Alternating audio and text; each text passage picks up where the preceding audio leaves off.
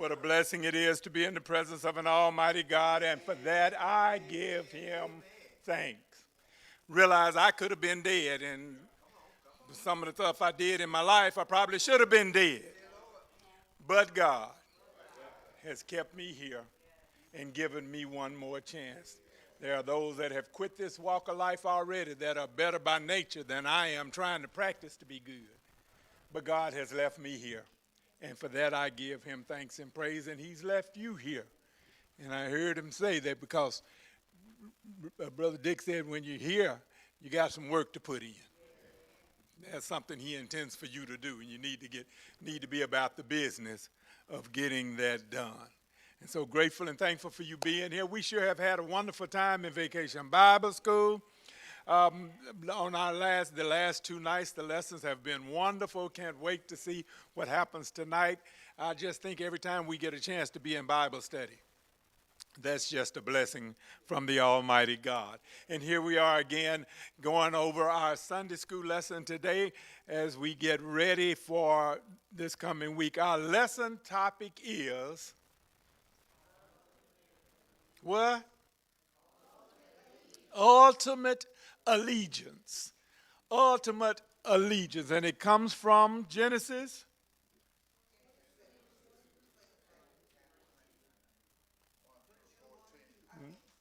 Yep, Genesis 22, 1 through 14. They got it right this time. They got it right this time. Ultimate allegiance. There is probably not a person in this room that doesn't have an allegiance toward something. And when you have an allegiance toward something or someone, there is usually some sort of test to prove that allegiance, or something that you go through that demonstrates what the level of allegiance is. Even friends test their friends to see, can you be trusted with my private information, to see if you can be trusted.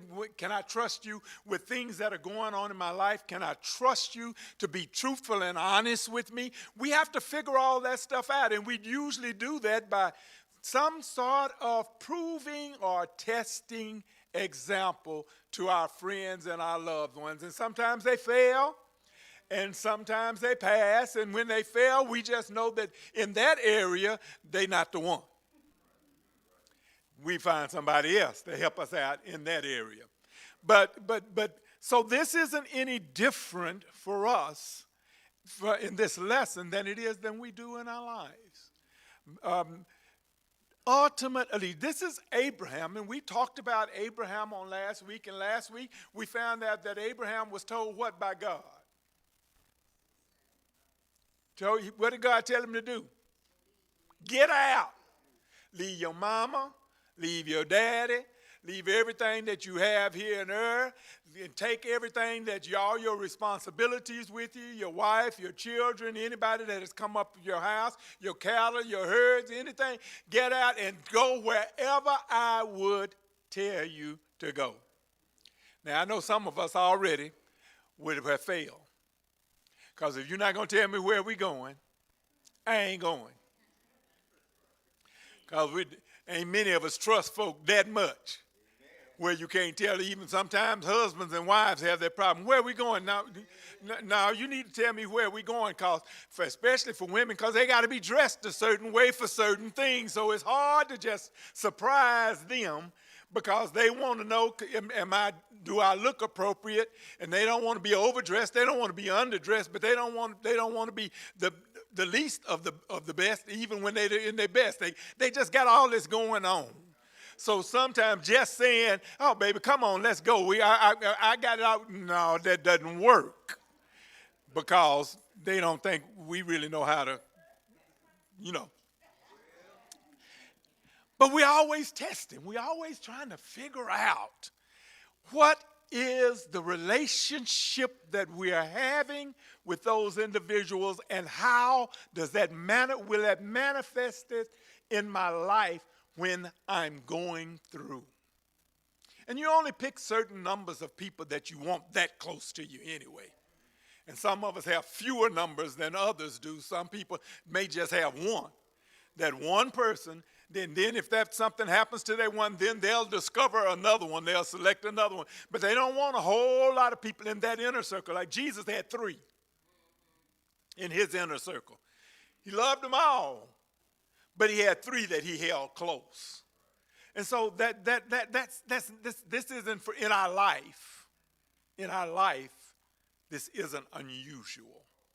So we are here now talking about Abraham. So this is long time ago. This is before the 10 Commandments had been given. This is before the children of Israel had been in captivity. This is before Moses had been called to be the leader. This is way before any of that happened. This is Abraham.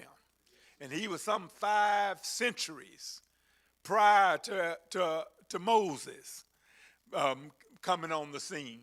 So this was a long, long time ago. And his relationship was directly with God. And so here we are in our lesson today, and we're looking at that because Abraham is called the father of many nations. Where the beginning is, where the start is. So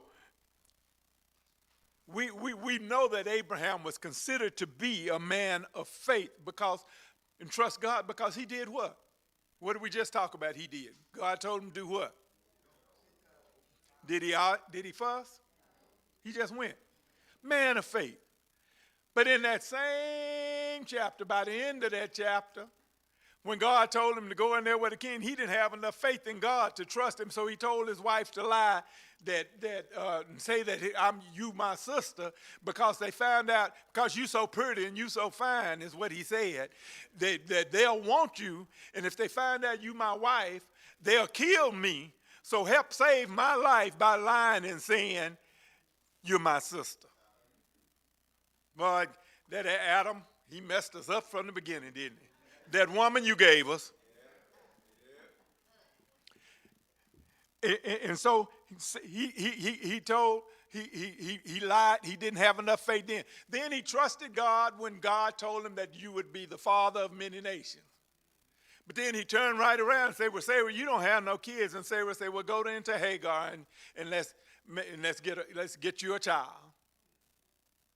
Not enough. He had enough faith to trust God, but then he not enough faith to trust him fully. So small tests, kept leading up. And then they got to another land, and another king came. He had Sarah to lie again. So even though he was a man of faith, and he is recorded as a man of faith and of great faith, he wasn't a perfect faith. And so sometimes we get real down on ourselves because we fail in our faith and our following God. But failure doesn't mean denial. Because one of the things that God did for us when he created us, which has been our downfall, he gave us the ability to make choices. I like Margaret Pleasant Duro. I don't know if many of you know of Margaret Pleasant Duro. She wrote many, many songs. She was a songwriter. Her father, she was from California. Her father was a pastor. She wrote a song called Trees. And it said, trees don't want to be mountains. They just praise the Lord. Mountains never are valleys. They just praise the Lord. The sun, the moon, the stars are happy in their heavenly place.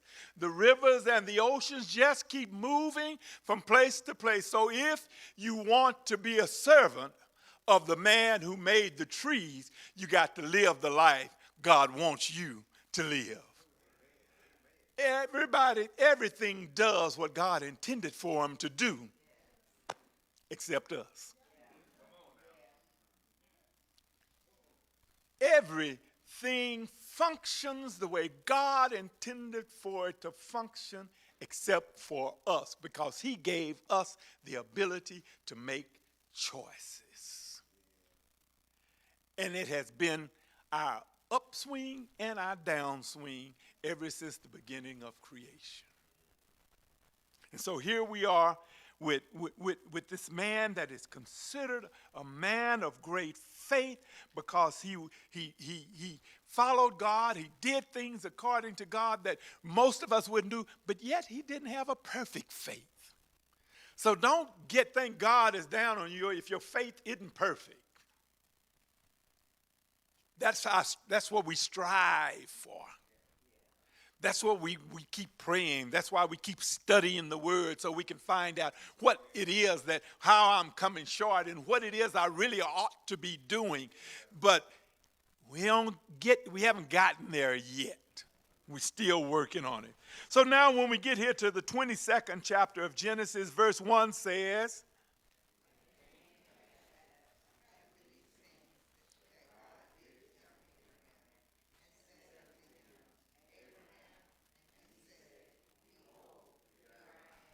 and it came to pass after these things. Now, I have no idea how long that was.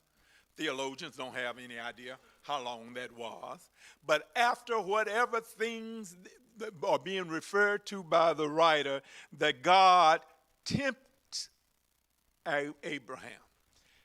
Now, in the original text, in the Hebrew, that word means to prove or to test. God tempted him. He set out to prove him or to test him. And I read a church billboard a long time ago that said, a faith that can't be tested can't be trusted. A faith that can't be tested can't be trusted. You have to be able to know how and where you stand with God.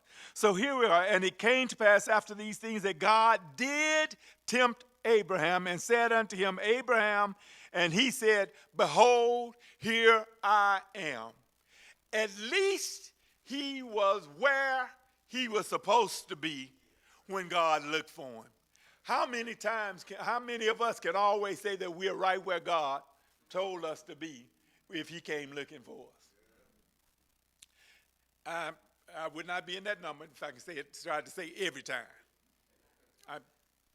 I try to be a lot of time, but sometimes I just don't make that because I have some other ideas or my priorities are bad and wrong, and I think about things from my human side, and I can't think sometimes from the spiritual side fast enough to get it right when I do it the first time. Oh, I eventually think of it, but I've already made a mess of stuff by the time I think of what I should have really done.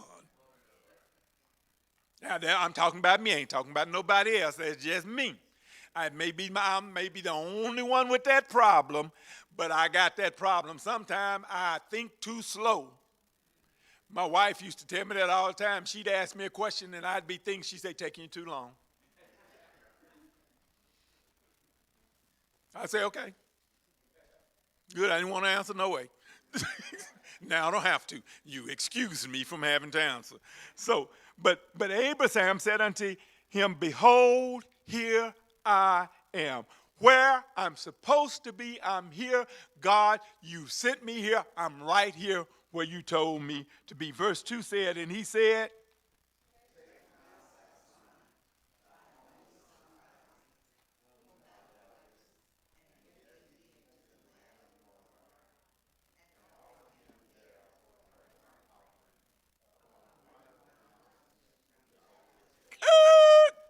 stop.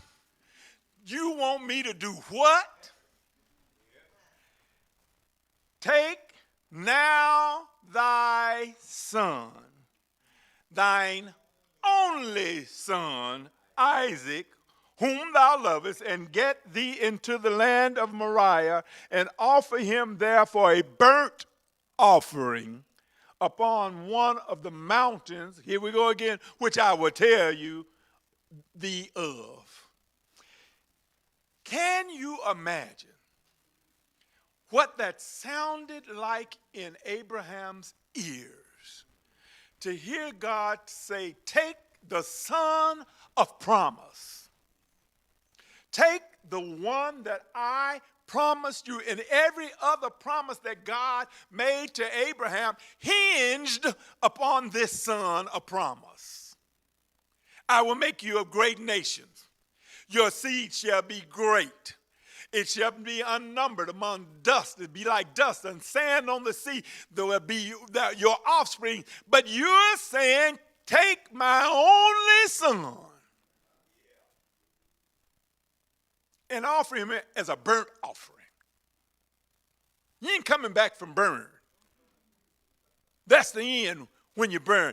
Even if you believe in the resurrection, it's kind of jarring in your head to think about burning up something. Long time when I was a kid, and young adult too, people would talk about cremation. I said, I done lived my whole life trying to keep from being burned. Now don't y'all burn me up now. That just was something. But here God is telling Abraham, take your only son. Now, we know he had Ishmael by Hagar. But because of how he did that and he went against God, and because of all of that, God had relieved him of the responsibility of Hagar, of Ishmael, the son of Hagar, and he had put them up, and he did make Ishmael people a great nation, and he was an expert with the bow, and he had a career, and he had a life, and God blessed him and took care of him and protected him from hurt, harm, and danger and from other people. But he removed the responsibility of Abraham taking care of him, and he did that. So he here says, your only son. Take your only son to the land of Moriah, and offer him therefore a burnt offering upon one of the mountains, which I will tell thee of. Here again, he's asking Abraham to make this great sacrifice. I cannot imagine what was going on in Abraham's head as he was listening to God tell this. Now, I know a lot of you all, I didn't grow up like that. Grew up said, don't question God. I asked him a whole bunch of questions. I always have, especially as a kid, because I didn't understand a whole bunch of stuff. So I was always asking questions about stuff, and nobody told me that I couldn't, and I'm glad they didn't. But you can question God, and I would have been, you don't have no conversation here.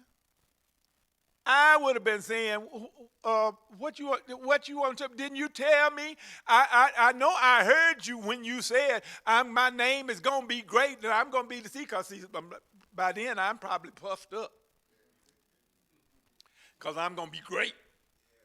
My name going to be great and all the earth is going to be blessed by me. I'm great. And now here you come telling me you taking that away? That would have been my mindset, and I can imagine that, but Abraham didn't say a word. Pass test number one. I believe he didn't say anything back to God about what God was saying to him. How many times has God spoken to you, told you something, and you and God had to have this long, drawn-out conversation?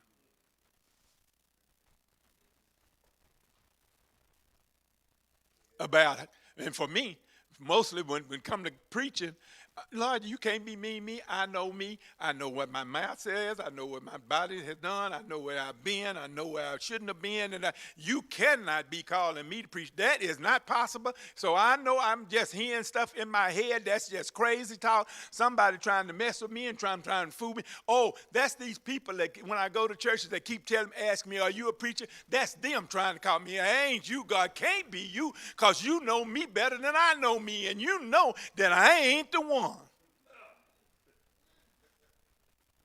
That was a whole bunch. That was a lot of, but not from Abraham.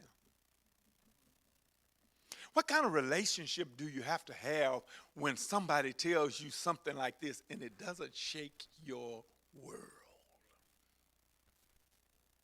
I believe that when they talk about Abraham's faith, that it was great faith, not perfect faith, but great faith. He said, now go up to the mountain. I'm going to tell you when you get there to the mountain. Here we go again. Just go where I go in that direction. Go to that place, and I'll tell you when you get there. Verse 3 says,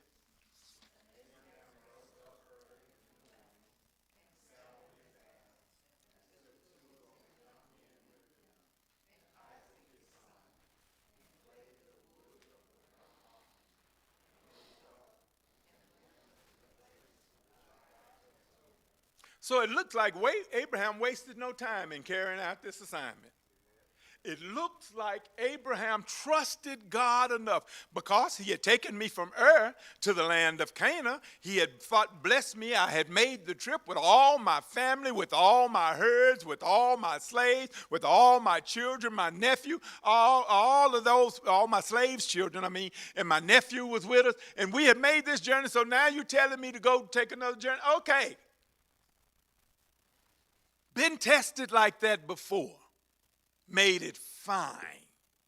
So he got up the next morning and he had no problem getting up early, and he saddled his ass and he took 2 young men with him. Now, why did he have to necessarily? Because you don't really see them doing anything. But I imagine that just the trip, it was about 3-day trip that they were making, and what you have to take, and as you're walking, maybe other donkeys or animals to bear the burdens of the stuff you have to have, the food you have to have, the clothes you have to have while you're sleeping outside, the wood, and all the stuff that he got to build the altar with, and the sacrifices, all that stuff had to be carried there. And he was 100 years old when Isaac was born. Don't know how old Isaac was when this took place. So he's an old man. Some stuff you just don't even want to try to do when you get old. You don't even try. And sometimes you act like you're going to until something, and then somebody run up and say, let me do it. Okay. Yeah, thank you. Yeah, I'll do it if I have to, but if somebody comes around that's going to help me, you sure can. So he got 2 of his young men to go with him, and he got his son Isaac, and clave the wood for the burnt offering, and rose up and went unto the place where God had told him. What was the conversation he had with Isaac? Yeah, come on. Doesn't seem like you told him nothing. Come on. We finna go. Let's go. But I grew up in a house that would have been the way it happened. Because you didn't ask mom and daddy nothing. You didn't say why, and you didn't say how come, and you didn't say what for. Those were words you didn't need in your vocabulary in my mama and daddy's house. Because they would get you beat, something thrown at your head. First thing they had in their hand, the first thing they got to. Now, I know they call that child abuse, but none of us ever went to jail. So it was helpful for me.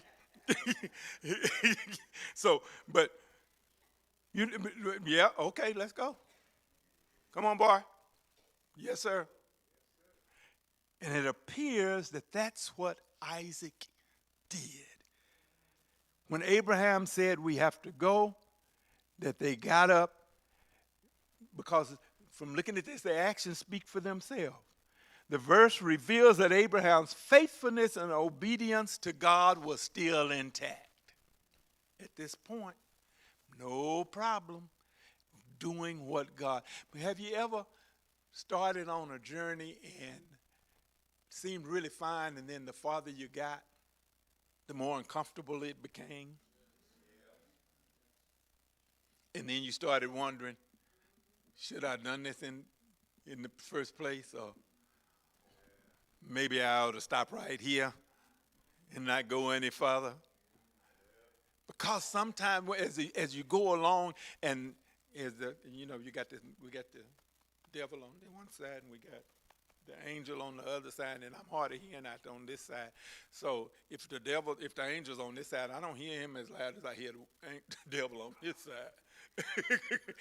I got hearing problem. So he might be talking a little faster and a little louder than over here, and then I start saying, "Oh, yeah, this crazy. I'm going. Let's go back. Let's turn around."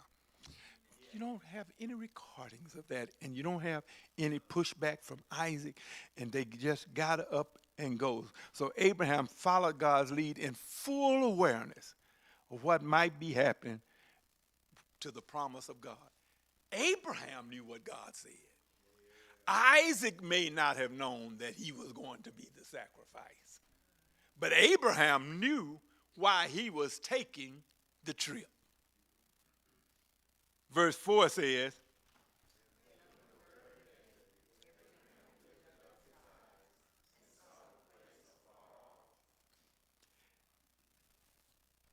God said, that's it.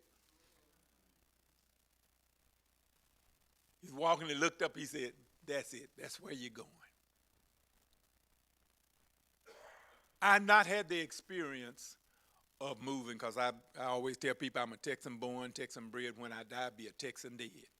I joined the Air Force to see the world, and they sent me from Waco to Fort Worth and dumped me off, and I've been here ever since. Never went anywhere else. Never was stationed anywhere else. I've been here all the time. And I don't want to live nowhere else. I go visit. I love going out to country visit, but I'm trying to get back just as quick as I can.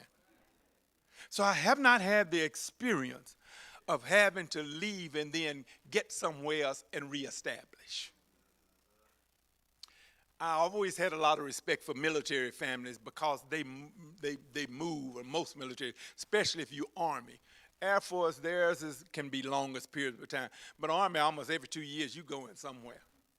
They're going, and you have to reestablish yourself. Your children have to reestablish themselves. And I really give credit to the women because the men go to work.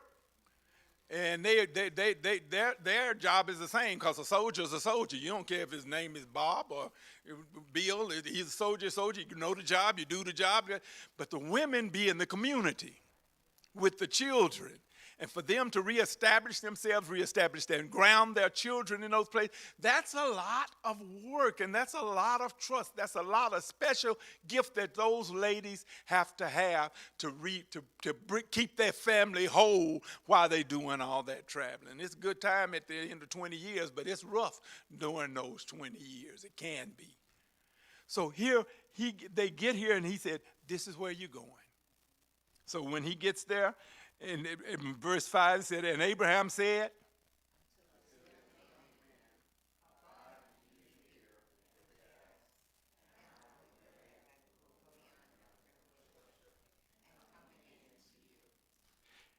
he said to the young men, abide ye here, stay here with the ass, and the lad will go yonder and worship and come again unto you. And I and the lad will go yonder and worship and come again to you. Injects irony and ambiguity into the narrative, because what was he going up there to do? What was he going to do? Sacrifice his son. But he said, we'll come back. I'm going to kill you, but we coming back. Isn't it funny sometimes how you understand what God is telling you to do when you don't understand it? You understand enough to do it. You don't understand why. You didn't really know how. You didn't really know what the outcome was going to be. But you understood enough. And I call it, when you can't trace him, trust him. You knew enough to go ahead and do what he said do. And then wonder about the outcome. But he told these young men, you stay here because this is a private party. And I imagine Isaac was getting excited because young boys, young men, just cherish the alone time with their fathers. Yes, sir. That's why it's imperative. We need to see it as an imperative that men stay connected to their sons. If y'all can't, if the mama and the daddy can't get along, that's fine, but don't stop him from being connected, that boy from being connected to their dad. Because you can't do for that boy what that dad's going to be able to do. You good mama, gifted, skill, but you can't be a man. Can't teach him how to be a man. I usually make fun and say, because you didn't even pick a good one in the first place, as he'd still been here. So you really don't know much about me. And but that man needs to be in there. I'm sorry. That man needs to be in that child's life, because there are things that man is going to be able to say and do that will impact that young man that will not happen if you do it or see it the way it does. I even see children respond to their dad when their mother have to tell them stuff 2 and 3 times. Daddy said once. Sometimes it just takes a look. It depends on how you've been doing it. But so Isaac, he didn't ask and still ain't asking questions. We know we're going to sacrifice. He told the young men to stay there, and then we're going to go and worship and come again unto you. And then verse 6 says, and Abraham took.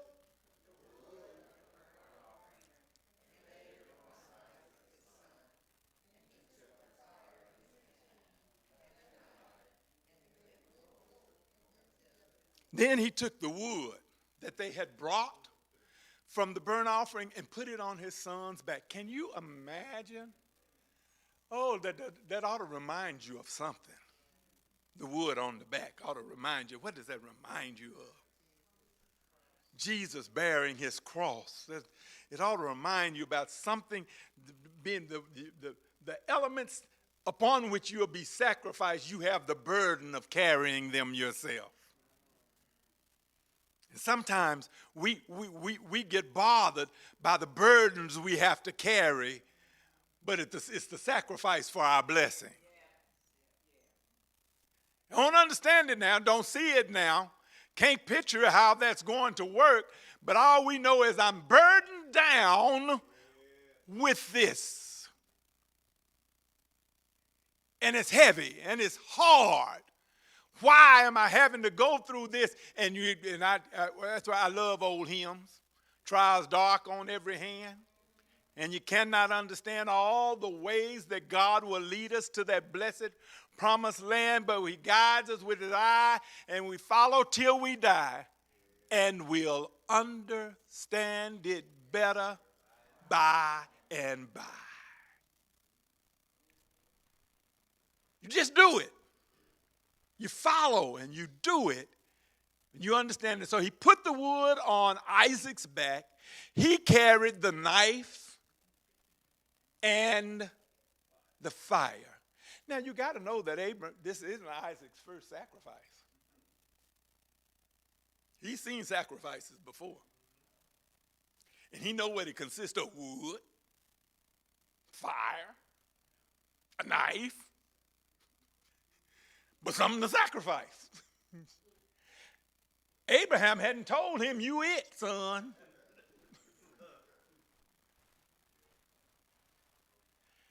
But can you imagine the faith that young boy, and I tell parents about that, how much faith children have in their parents. When they're loved and respected and treated right. You can put a baby on top of the refrigerator and tell him to jump to daddy, and he don't know that that's dangerous. Daddy told me to jump. I'm jumping. Daddy better catch him. But they respect and love and trust them enough that he'll just jump. Come here, come on, baby, jump. Whoop. You better be ready, because they coming. Because they trust the process. They trust what they have been taught by example. So here Abraham is going on. He took the wood and burnt off and laid it upon Isaac, his son, and he took the fire in his hand and a knife, and they went both of them together. And verse 7 said, and Isaac spake.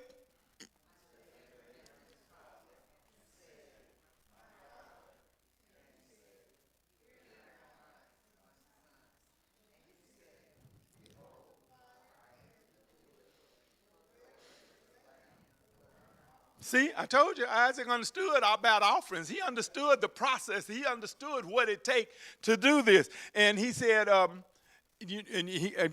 call this one of those phrases, my father. When you got one of those questions, you're going, baby, honey, When you really want, but you kind of saying, you done lost your mind, is something wrong? Are you okay? Everything all right? Because you talking about we going to sacrifice. Abraham said, again, I'm right where I'm supposed to be. Here am I. It's the second time in this text that he has said, here am I. Somebody asked, Father. And he said, here I am, son. Here I am, my son. And he said, now I can see the fire. I see the wood. But where's the lamb for a burnt offering? See, and they understood. Now, this is before the law of Moses, remember. But they were still offering sacrifices to God. You'll hear read in the Old Testament where Abraham paid tithe to Melchizedek from the spoils when he delivered Lot from being captive, and he went into war and he overcame those that had captured and got the spoils, and he offered tithe to Melchizedek out of all that he had gained, and so that was way before tithing ever became part of the law. So when people say that's under the law, no, it's not. Tithing was before the law. So it was a principle of worship that was done to God way before the law was ever given. He said, so evidently, still, Abraham hadn't told Isaac the whole plan. He hadn't let him know what's really going on. But Isaac, being the good son that he was still there. And then verse 8 says, and Abraham said, my son,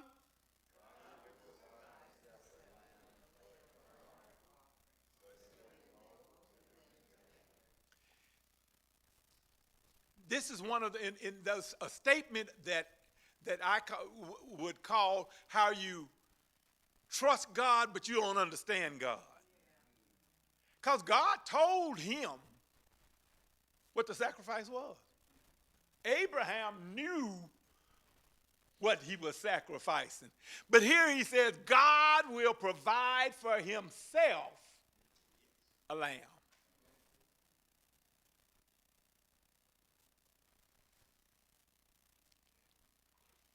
I don't really know or understand sometimes how, even with parents, how they discern between their children, when you have more than one, what and how things need to be done. Because if you treat every child alike, that's child abuse to one of those children. Because they are all different. When I was growing up, all you could do was beat my behind. We didn't watch TV. I didn't like playing football. I'd fallen on the football, got the wind knocked out of me a bunch of times, got hit in the eye with a baseball, got my glasses broke trying to play basketball. So I ain't going to go outside because every time I went outside, I got hurt. So tell me to stay in my room, good, thank you. But my mama was, get out the house. You got to be outside all day long, drink your water from the water hose because you ain't coming in the house to get no water. So you had to whip me because that was all that. Now you raise your voice at my younger brother, he just go to pieces. All they had to do was holler at him and correct him. I ain't care about you hollering at me. I ain't here. I just act like you wasn't saying. So I got the most whippings out of the house. But that's what they needed to do for me. And the others didn't get nearly as many whippings as I did because they could correct them differently. So when you treat every child alike, somebody's being abused because they don't deserve what they're getting because you're just trying to do it like you did with the rest of them. You have to know your children. So here, Isaac gets here and Abraham says, my son, God will provide himself a lamb for a burnt offering. So they went both of them together.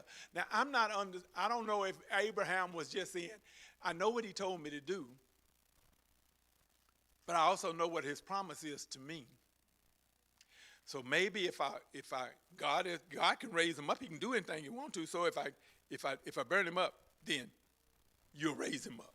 You'll resurrect him from dead. Then that'd be another big wonderful thing that has happened to our family. I don't really know all of that he took for, but but the fact that he said God would provide for himself a lamb when God already told him what he needed to do is interesting to me. And then verse 9 said,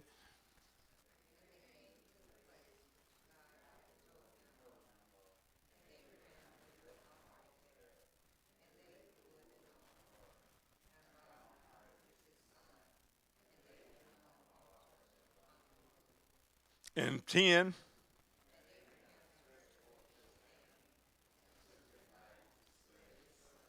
and they came to the place that God told them, and Abraham built an altar there. And one of the beautiful things about Abraham and Moses and other prophets and of God, they always made sure that altars that they used to offer sacrifices to God were built correctly according to God, and that they were special for that purpose. Sometimes we just want to give God anything, do stuff any kind of way. And God expects us to offer it the way he wants it, the way he wants to receive it, and that it's the best of what you have. So he said he came to the place, and Abraham built an altar and laid the wood and bound Isaac his son and laid him on the altar of the wood. You didn't hear about, you don't read about them fighting, because you start tying me up, then I knew something was wrong. I ain't just letting you do that. There's probably going to be some, I ain't going to hit my daddy, but I can sure take off running. He 100 years old, he ain't going to catch me. But Isaac's faith in his father. Isaac is also being tested and trusted. His faith in his father allowed him to let his father tie him up, lay him on the altar, and then Abraham raised his hand with the knife in it to slay his son. Yeah. No words were spoken. God, he didn't have no long liturgy. Wasn't waiting to see if God was going to do something. He was going to do what God told him to do. Then verse 11 said,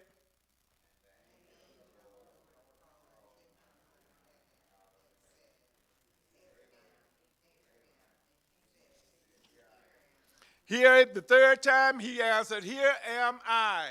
I'm in the place where you told me to be, and I'm doing what your God told me to do."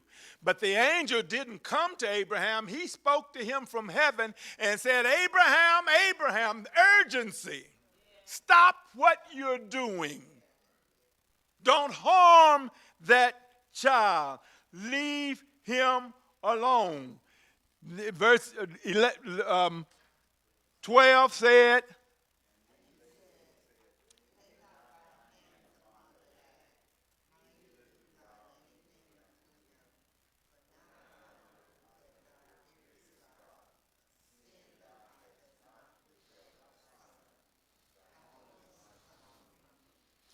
Abraham had proven his integrity and responsibility, his example of responsible, by doing everything that God had told him to do. So now God knew that he feared, respected, revered God. Because I'm obedient even to this painful thing. Even to this thing that I don't understand how you can accomplish everything else that you've already promised to me to do. I don't understand how that can take place if this takes place. But God, since you told me to do it, I'm going to do it. Then the angel said, "No, stop. Don't lay a hand on that child, neither do anything unto him. For now I know that thou fearest God." Sometimes God just wants to know that you trust him, that you respect him, that you love him enough to do what he asks you to do, to go where he's telling you to go, to live like he's telling you to live, to be an example to others about what it means to be a servant of God and to live for God. And he stayed Abraham's hand from the child. And then verse 13 said,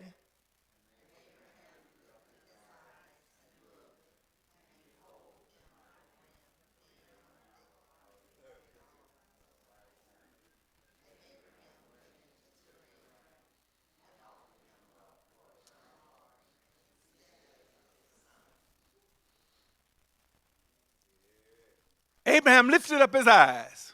When the angel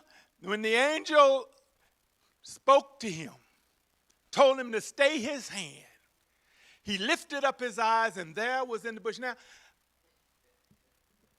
was that ram there all the time? Can you imagine? Do you not know that sometimes God has things right in front of us, but we don't see it? Until God opens your eyes to it. He reveals it to you. He makes it plain to you that this is where you ought to be. This is what you're supposed to be doing. This is where I took you. This is what I told you to do. You didn't see that when you were going, and you were looking at it all the time. That's why I like when they say, looked at my hands, they look new. Looked at my feet, they did too. I got the same hands, but they do different stuff now. I got the same feet, but they take me to different places now because God is the director of the feet. And they don't do what I used to tell them to do. They do now what God tells them to do. He said, don't lift up your eyes. And behold, there was a ram caught in the thicket by the horn. And Abraham went and took the ram and offered him up for a burnt offering instead of his son. Now, God didn't say, now, Abraham, go get the ram. God, he said, I already said God would provide for himself a ram, a lamb. And I see it, I'm going to get it. Thank you, God, for saving my son. Now I see how I'm still going to be the father of many nations. Now I see that my seed will still be blessed. Now I see that what you promised me is still in place, no matter what it looked like an hour ago.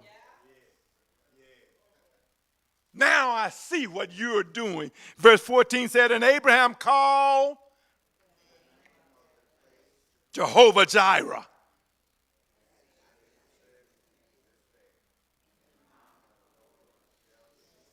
He said, the Lord will see, or the Lord will provide. Jehovah Jireh, that's what that means. The Lord will provide, the Lord will see. He said, I know now that God is a provider. See, that's how God got all these names. As people experience God, then they called him what their experience called. So he called it, said this place is Jehovah Jireh because God provided.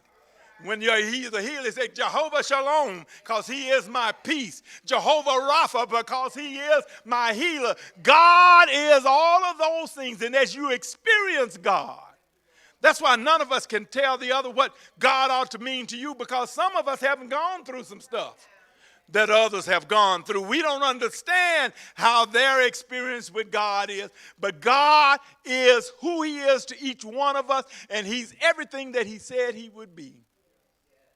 Abraham was tested just to see if he had integrity and his faith in God would last through anything that God would tell him to. Would you want your father to be less than who Abraham was? If you could say that God told him to do something, but he wouldn't go do it. And so, no, Abraham was tested. Found to be faithful to do all that God told him to do. Amen. That's our lesson for today. Ultimate